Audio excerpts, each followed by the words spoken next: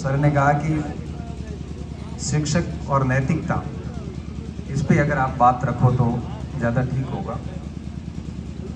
मेरे मन में एक ही विचार आया कि शिक्षक और नैतिकता दोनों आपस में एक दूसरे के प्राय हैं। नैतिक होना ही शिक्षक होने की पहली शर्त होती है। इस विषय पे मैंने कहा वार्ता नहीं होनी चाहिए, बल्कि वास्तव में काम होना चाहिए। और मुझे लगता है कि शिक्षक होना केवल परीक्षा पास करना नहीं है। परीक्षा पास करना तो केवल वो एक छंटनी है जो लाखों आशार्थियों में से सरकार छंटनी करके और हमें विद्यालय में भेजती है, इस योग्य समझकर कि हम बच्चों को शिक्षित करेंगे, उनमें संस्कार डालेंगे, उनको एक राष्ट्र के एक सुयोग्य नागरिक के रूप में विकसित करेंगे। यह मानते हुए सरकार हमें यहाँ भेजती है। परीक्षा केवल इतना ही काम करती है। शिक्षक बनना उसके बाद शुरू होता है। केवल परीक्षा पास करना शिक्षक नहीं है। शिक्षक होने के लिए कई सारे आपको त्याग करने पड़ते हैं। आपकी आदतों को सुधारना होता है। हमें कई बार अंदर से बहुत गुस्सा आने के बावजूद भी बच्चे को बड़े धैर्य से समझाना होता है। हमें कई बार बच्चों को संतुष्ट करने के लिए 4 किताबें भी पढ़नी पड़ती है। कई बार हम बाहरी परेशानियों से ग्रसित होने के बावजूद भी बच्चों के सामने जब आते हैं तो बड़े खुश मिजाज के साथ आते हैं। हम विभिन्न सारे सरकारी कामकाज को करते हुए, पूरे दिन को यूटिलाइज करते हुए बच्चों को फिर भी शिक्षित करने का काम करते हैं। शिक्षित होना और उसके बाद में शिक्षा देना, ये दोनों बहुत ही अलग चीजें हैं। शिक्षित बहुत सारे लोग हैं, लेकिन शिक्षा देने के लिए सरकार ने हमें योग्य समझा और यहाँ भेजा है, इसलिए हमें गर्व होना चाहिए कि हम शिक्षा में हैं। मैं आपको बताना चाहूँगा कि भारत भर में जितनी भी सेवाएं हैं, उसमें केवल एक शिक्षा ही एक ऐसा सेवा है जिसमें कभी भी सेवानिवृत्ति के बाद में भी एक्स या भूतपूर्व शब्द नहीं लगता। शिक्षक के आगे कभी भी भूतपूर्व शिक्षक या एक्स शिक्षक नहीं लगता। सिविल सर्वेंट के आगे लगता है, राजनेताओं के पीछे लगेगा, मंत्रियों के आगे लगेगा, सेना के आगे लगेगा, लेकिन शिक्षक एक ऐसा वर्ग है, एक ऐसा सेवादार वर्ग है जो कभी सेवानिवृत्त नहीं होता। उसकी ड्यूटी 24 घंटे चलती रहती है। हमें गर्व होना चाहिए कि हम उस पेशे से आ सकें। लेकिन इन दिनों काफी चुनौतियां बढ़ गई है। ऑनलाइन दुनिया होने के बाद में हमारी बहुत जिम्मेदारियां बढ़ गई। ये ऐसा दौर है जब विभिन्न सारे सोशल मीडिया ऐप के माध्यम से अपुष्ट खबरें आती हैं, तब शिक्षक की जिम्मेदारी बनती है कि उनको फॉरवर्ड करने से पहले उसकी सत्यता की पुष्टि की जाए। हमारी जिम्मेदारी बनती है कि इस सोशल मीडिया के इस दौर में हम बच्चों को शिक्षित करें कि इस प्रकार के एप्लीकेशन से दूर रहें जो आपको फ्रॉड करने के लिए मजबूर करते हैं, आपको जो है वो ब्रेन वॉश करते हैं, आपको शॉर्टकट अपनाने के लिए मजबूर करते हैं, आपको जुए जैसी लत से दूर करते हैं, आपको ऐसे सारे की सारी चीज़ों से बच्चों को दूर रखने की शिक्षा देनी होती है। आज का ऐसा दौर है जब विभिन्न सारे नशे पत्ते जो है वो मार्केट में आ गए। हमारी जिम्मेदारी शिक्षकों की और बढ़ जाती है जब बच्चों को हम ये एटिकेट्स डालें कि बच्चों इस नशों पत्तों से दूर रहता है। मैं मानता हूँ वो शिक्षक सफल है जिसके शिष्य इस प्रकार की दुनिया से बहुत दूर है, जो इस प्रकार की नशे पत्ते की दुनिया से बहुत दूर है। अगर हम शिक्षक इन बच्चों को इस प्रकार से कामयाब कर पाते हैं, इन चीज़ों से दूर रख पाते हैं, तो मुझे लगता है कि इससे बेहतरीन सफलता अपनी कुछ नहीं हो सकती। तो शिक्षा के साथ साथ संस्कार डालना हमारी जिम्मेदारी है। बड़ा दुख होता है कई बार जब अखबारों में पढ़ते हैं कि पेपर आउट हुआ और उस आउट होने में सॉल्यूशन करवाने में फलाने शिक्षक का योगदान है। बड़ा दुख होता है कि वो हमारे पूरे शिक्षक समाज की बेइज्जती करवाते हैं। पूरे शिक्षक समाज के मार्केट में जो परसेप्शन बने हुए उनको बड़ा गलत सिद्ध करते हैं। बड़ा दुख होता है जब कई बार गलत तरीकों में शिक्षकों का नाम आता है। हमें इन चीज़ों को ठीक करना है। हमें कोशिश करनी है कि ऐसा कोई भी दाग हमारी शिक्षा समाज पे नहीं लगे। मैं आपको बताना चाहता हूँ कि एक माता पिता अपने बच्चे को जब विद्यालय भेजता है तो बड़े भरोसे के साथ भेजा जाता है, क्योंकि एक माँ बाप जितना भरोसा शिक्षक के ऊपर करता है, इतना भरोसा वो किसी पर नहीं करता। वो अपने कालजे को निकाल कर अपने पास भेजता है कि आप इसको तैयार करके इंसान बनाओ।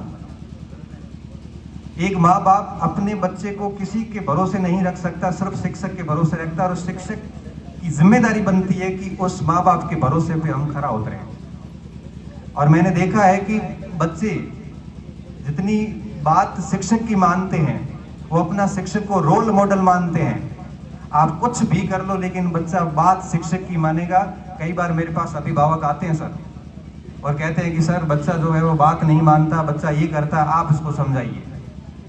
तो हम शिक्षकों की जिम्मेदारी और बढ़ जाती है, क्योंकि जब एक स्टूडेंट मार्केट का एक विद्यार्थी जब हमारी बात सुनता है, तब हमें उसको बहुत अच्छे से चीज़ें सिखानी चाहिए कि बच्चे गलत चीज़ें नहीं होनी चाहिए। और अगर कोई मार्केट में कुछ भी गलत होता है, बच्चे गलत करते हैं, तो मैं मानता हूँ हम सब शिक्षकों की एक असफलता है।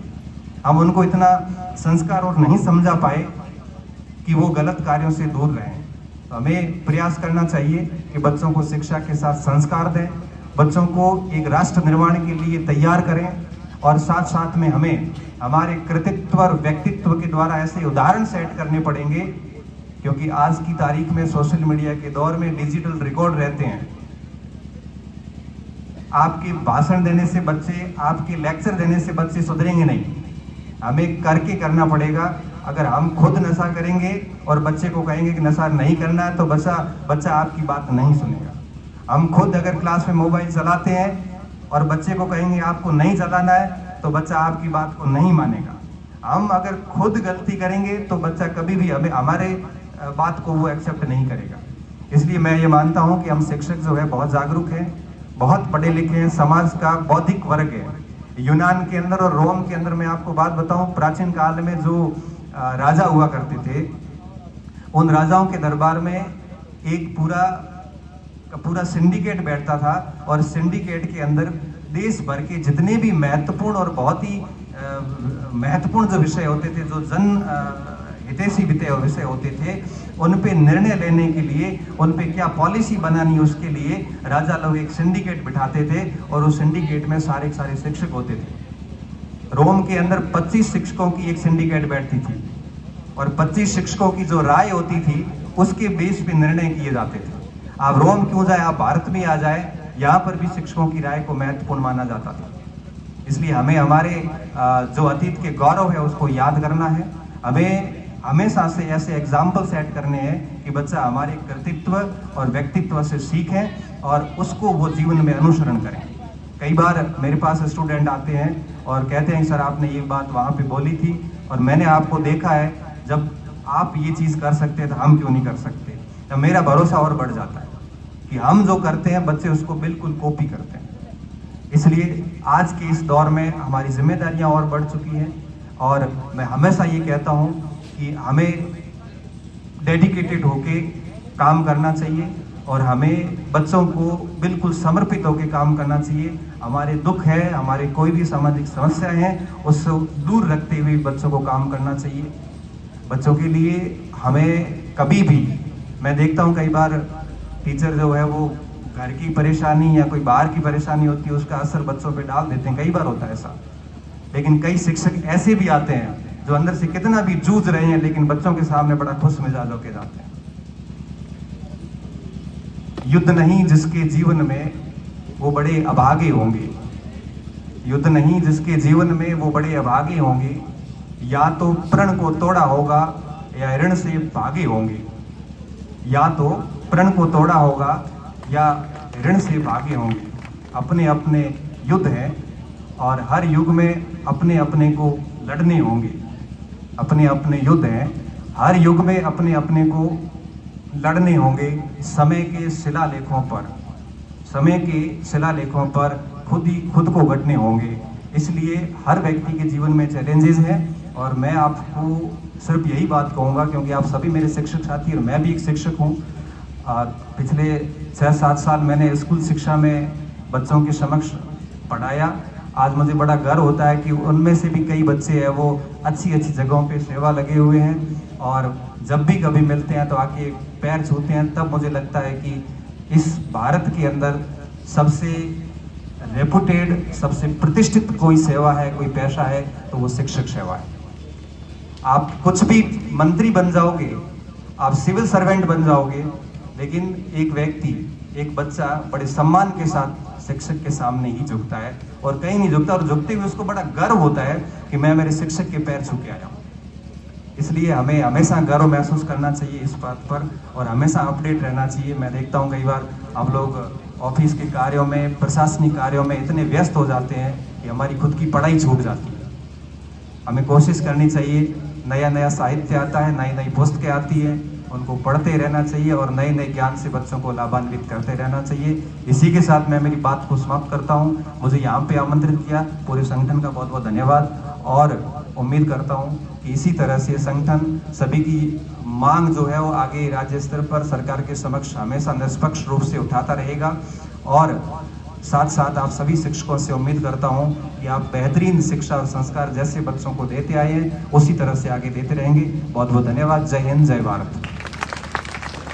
बहुत बहुत धन्यवाद प्रताप जी। आपके आने से सम्मेलन में रौनक आ गई, आपके आने से चारों ओर खुशियां छा गई। आप हमारे लिए प्रेरणा हो और आपकी प्रेरणा सिखा गई, आपके विचारों से मानो डूबती नाव किनारा पा गई। बहुत बहुत धन्यवाद प्रोफेसर साहब। अब मैं निवेदन करूंगा